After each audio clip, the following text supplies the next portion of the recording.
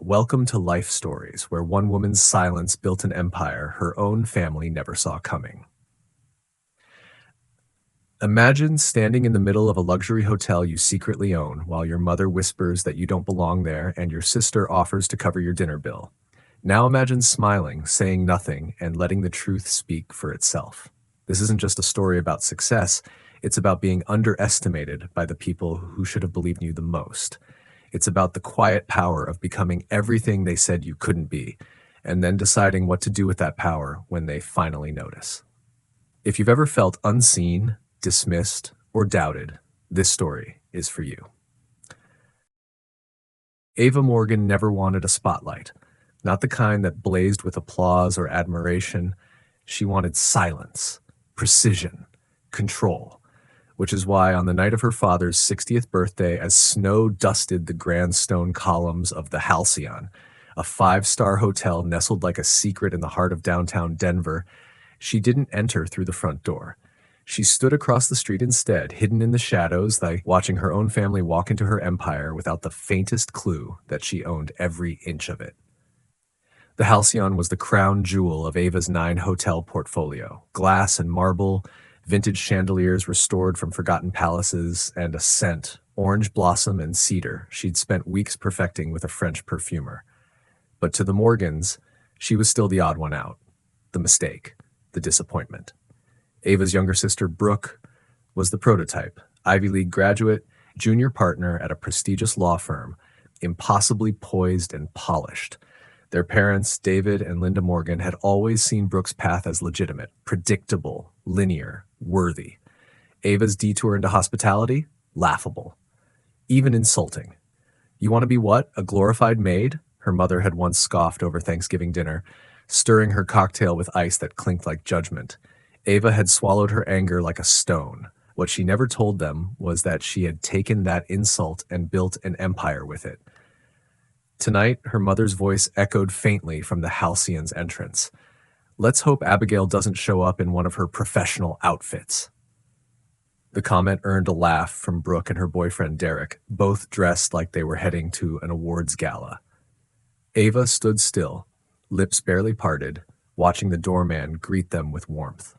He had no idea he'd just opened the door for the family of the woman who signed his checks.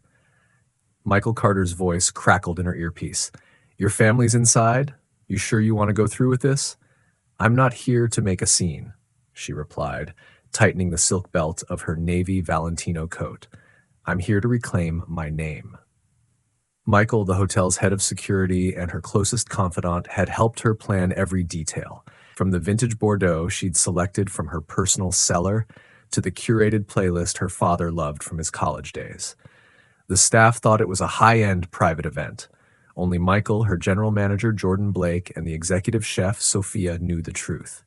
Even now, as she stepped across the snowy street and into the warm, golden light of the lobby, no one greeted her like an owner. That was exactly how she wanted it. But fate, ever dramatic, had other plans. Just as she crossed the threshold, Brooke reappeared from the corridor near the restrooms. Her eyes locked on Ava. Her face curled into a smirk so sharp it could slice diamonds. Well, Brooke drawled, stepping in front of her like a velvet rope. I'm shocked you showed up. Nice dress. Let me guess, clearance sale? Ava smiled, effortless. Actually, it was custom made. Brooke's laugh was low and amused. Mom thought you might back out. You know how upscale this place is. She leaned in, her tone conspiratorial. If you need help with the bill later, just ask. At that moment, Linda Morgan descended upon them like an icy gust. Ava, she said, not quite hiding her surprise. We were just heading in. You can sit next to Uncle Peter. Oh, and we'd appreciate if you could handle the tip tonight, contribute in some small way. Ava was about to respond when Michael approached, impeccable in his suit. Miss Morgan, I need a quick word, he said, neutral but firm. Linda's eyes narrowed. Security? What's going on? Brooke stepped in again. If there's a problem, we can cover her portion. Michael didn't blink. There is no problem. I simply needed to inform Miss Morgan that her personal requests for tonight have all been honored. The vintage Bordeaux, the chef's special menu, the Winston suite upgrade. Linda blinked. Personal requests? Brooke laughed. Did she beg for a Groupon? Michael turned then, voice calm but cutting. Mrs. Morgan, Miss Brooke, I believe there's been a misunderstanding. You are currently standing in the lobby of a hotel owned by Ava Morgan. She is not a guest tonight. She is the proprietor of this entire establishment. For a moment, everything stopped. Even the hum of conversation in the lobby seemed to pause. Linda looked like someone had punched the wind out of her chest. Brooke turned to Ava, lips parting, but no words came. Jordan Blake arrived at that precise moment, as if on cue. Miss Morgan, he said with perfect deference, the Winston suite is ready. Chef Sophia has completed plating, and your father's favorite dessert is being torched now. Ava turned to her mother and sister. Shall we? She said, gesturing toward the private dining room, her voice steady, unshaken. We wouldn't want to keep the guests waiting. As she walked past them, the staff greeted her by name. Evening, Miss Morgan. Welcome back, Miss Morgan. Each greeting chipped away at the myth her family had built, that she was the failure, the outlier, the child who never quite fit.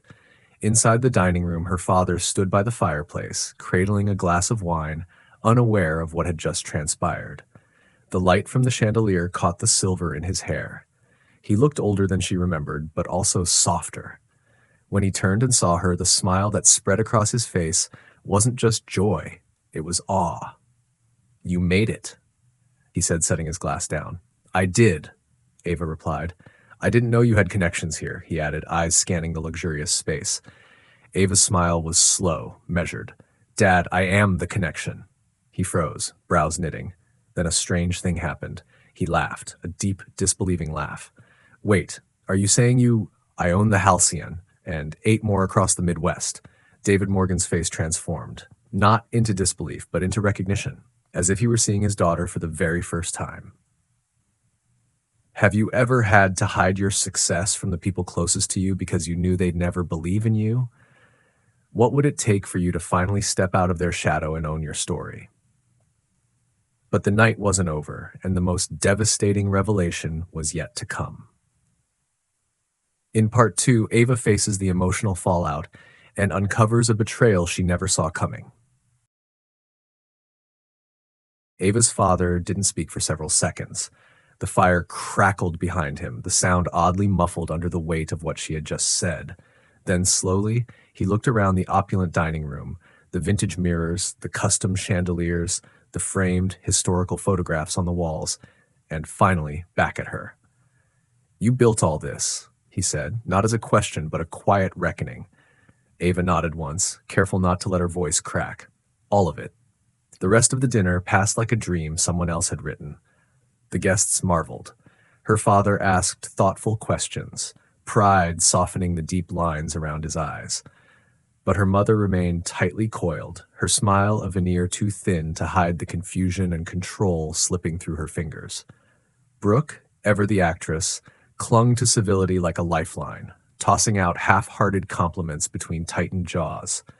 It wasn't until dessert that the cracks began to spread. Linda Morgan leaned toward Ava with that practiced charm she reserved for donors and country club gatekeepers. The 1962 Bordeaux, that was yours too, wasn't it? Her voice was sweet, sharp around the edges. You really went all out for your father's party. Quite the performance. Ava didn't flinch. It wasn't a performance, Mom. It was a gift. A gift? Linda's smile hardened. Or a statement. That was when Brooke's wine glass tilted just slightly, enough for crimson to splash across her cream silk blouse. She gasped. Derek reached for a napkin, but Ava noticed something strange. Brooke didn't look embarrassed. She looked furious. You knew, Brooke said, eyes locked on their mother. Didn't you? Linda froze. What are you talking about? You knew this was her hotel. You booked the dinner here anyway. Her voice had dropped to something low, almost trembling. Why? The room fell silent again, and Ava stared between them, the puzzle pieces shifting into a pattern she hadn't expected. I didn't know, Linda snapped. You're being ridiculous. Yes, you did, Brooke hissed. I found the email, the reservation confirmation. It was sent to your private account, from her general manager. Ava felt her stomach tighten. Brooke had snooped, but more than that, their mother had lied. Linda's composure cracked just slightly. I had suspicions, she admitted. You were so evasive. I thought maybe you'd done something minor, a consulting contract, not this. Her eyes flicked around the room like it offended her. I needed to see it. I needed to know how far this fantasy had gone. Fantasy. The word sliced through Ava's chest. You used Dad's birthday as an excuse to expose her, Brooke said, voice shaking now. But the joke's on you, isn't it? She didn't fail. She just left us behind. The words rang louder than any toast. David Morgan stood slowly, a look of quiet devastation settling in his features. Is that true, Linda? I was trying to protect us, she said, suddenly breathless. She's been hiding things. She gave us anonymous gifts, vacations, money, as if we're charity cases. Ava's hands clenched under the table. I gave because I could, because I thought it would help, not because I wanted control. You always wanted control, Linda said, voice brittle. You always had to do things your way. You couldn't just be normal. Brooke stood abruptly, her chair scraping the floor. No, Mom, she couldn't be small. Then she turned to Ava, something unreadable in her expression. I found something else, too. The foundation. The women in hospitality scholarships. You didn't even tell me. I didn't think you'd care, Ava said carefully. Brooke hesitated. You're right. I didn't. Until tonight. The room pulsed with tension, as if every word carried years of unsaid truths. Ava felt her father's hand rest on her shoulder, a silent gesture of support, but it was Brooke's gaze that held hers. For the first time in years, there was no competition in her sister's eyes, only something fragile and uncertain. Respect, maybe even regret. But the moment shattered as Linda stood. I won't be made the villain for trying to hold this family together, she snapped. You've humiliated us, Ava, publicly. Deliberately.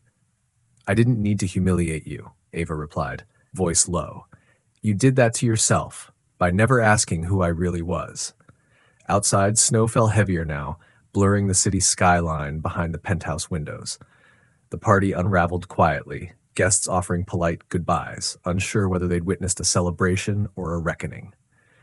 Later that night, Ava sat in her office, glass of wine untouched, staring out into the darkness. Michael leaned against the doorway, jacket off, tie loosened. That was a hell of a dinner, he said. I didn't expect her to know, Ava whispered. I thought I had time to do it my way. You did do it your way, he said. They just weren't ready for the truth. Ava turned toward him, her voice barely audible. What if I was the one who wasn't ready? What would you do if the truth you've worked so hard to hide is revealed before you're ready to face it? Because in the wake of a fractured dinner and a mother's betrayal, Ava must now decide, will she repair the family that broke her or finally walk away from the wreckage for good? Snow fell like ash the morning Ava Morgan met her mother again. It had been 6 days since the dinner, 6 days of silence from Linda Morgan, broken only by a single clipped message sent at 3:12 a.m. We need to talk, alone. Ava agreed on one condition. The meeting would happen at Dr. Valerie Hayes' private practice with no interruptions, no raised voices, and no manipulation masked as civility. Linda arrived early. Of course she did. Tailored navy coat, pearl earrings, expression carved in restraint. She sat across from Ava in the soft, neutral room, the scent of lavender and old paper drifting between them.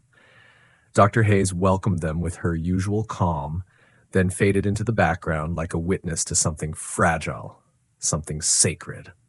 I suppose congratulations are in order, Linda began, fingers tightening around the leather strap of her purse. 9 hotels, your own foundation. You made something. Something real. Her voice was even, but her eyes refused to meet Ava's. I always knew you had persistence. Ava didn't move. That's not what you used to call it. No, Linda said. It's not. Silence stretched long enough for regret to echo between them. I read the letter you sent your father, Linda said quietly, about the anonymous gifts, about how you didn't want recognition, just dignity. I wanted space to succeed without having to defend every step of it, Ava said. I wanted to believe that love didn't have to come with conditions or comparisons. Linda inhaled sharply, blinking once. You think I didn't love you? Ava's throat tightened. I think you loved an idea of me. And when I didn't become her, you punished me for it. There it was. The fracture laid bare. Linda looked away. I was scared. You didn't follow the rules. You didn't ask for permission. You made choices I didn't understand, and I thought if I discouraged you early, maybe I could protect you from disappointment." Ava almost laughed. "By becoming the disappointment?" "No," her mother whispered, the word cracking, "by trying to make you smaller, because I didn't know how to make space for you." It hit harder than expected. The admission, the sadness in it, the fear. Ava had come prepared for defense, for cold logic and polite distance. Not this. Not vulnerability from the woman who'd spent her life guarding every inch of her heart. "I'm not asking for an apology," Ava said, "but I need truth. I need you to see me as I am, not as you wished I'd been." "I do," Linda said. "Now, but I don't know how to undo what I've done." "You don't," Ava replied. "You just start from here, with honesty, with boundaries." Dr. Hayes gently nodded, finally speaking. "That's how real healing begins." They left without hugging, without promises, but there was something new between them. Not love, perhaps, but the possibility of it. And that, Ava realized, might be enough. In the weeks that followed, her family slowly recalibrated. Her father called regularly, sometimes with investment questions, other times just to hear about her day. Brooke reached out with tentative sincerity, offering to volunteer at one of the women's leadership workshops Ava had funded. Derek even sent a bottle of wine to the Halcyon with a note. "For the boss I didn't see coming." But not everything healed. Linda Morgan remained a complicated presence in Ava's life.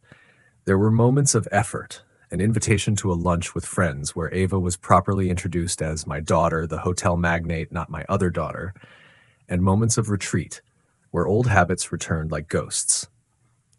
Ava met them with patience, but no longer with silence. She had learned the difference between tolerance and self-erasure. Then, one afternoon in spring, just as the first tulips bloomed in the rooftop garden of the Halcyon, Ava received an envelope. No return address. Inside was a handwritten letter from her mother. "I know I cannot rewrite the story, but I can stop denying what's already been written. You built something magnificent, and I see you now, not as a daughter who disobeyed, but as a woman I didn't know how to raise. You didn't follow the rules, Ava. You made your own. That's what strength looks like. Thank you for teaching me that." Ava held the letter for a long time, then placed it in a drawer beneath a stack of plans for her 10th hotel, a coastal retreat she would name the Ember Line, in honor of resilience rising from ruin. 6 months later, she stood at the podium of a women's entrepreneurship summit, looking out at a crowd of rising stars, young women who had grown up in silence, in dismissal, in families that didn't know how to see them. "I spent years believing that my worth was measured by whether my family approved of my dreams," she said. "And when they didn't, I nearly gave up, not on the dream, on myself. But here's what I've learned. The absence of belief in you does not mean the absence of value. Sometimes the people who can't see your light are the ones blinded by their own expectations." There was quiet in the room, the kind of quiet that comes before awakening. Ava smiled. "You don't have to prove them wrong to make yourself right. You just have to build something real, something no one can take from you. That's what I did, and I'm here to help you do the same." She left the stage to a standing ovation. But it wasn't the applause that moved her. It was a girl in the third row, no older than 19, eyes shining with tears. That girl didn't clap. She just nodded, as if to say, "You told my story before I knew how to tell it." And that was the moment Ava Morgan knew. Her greatest legacy wouldn't be the hotels or even the foundation. It would be the permission she gave others to step out of the shadows and into their truth. What did this story mean to you? Did Ava's journey remind you of something in your own life? Comment 100 if this story touched your heart. Let us know where in the world you're watching from. Share this video with someone who needs to be reminded of their worth, and thank you for watching Life Stories.